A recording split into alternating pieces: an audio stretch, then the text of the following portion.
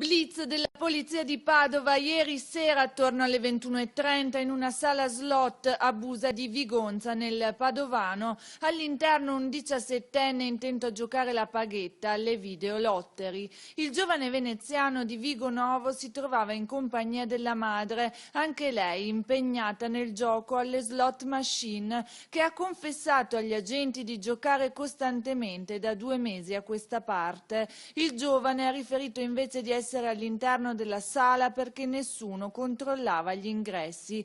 Nei guai il titolare della sala slot, un 25enne di origine cinese residente a Vigonza, che gestisce il bar adiacente alla sala slot e che visionava il via vai della clientela dalle telecamere piazzate all'interno del locale. Per lui è scattata una multa di 6.666 euro e la sospensione della licenza per 30 giorni.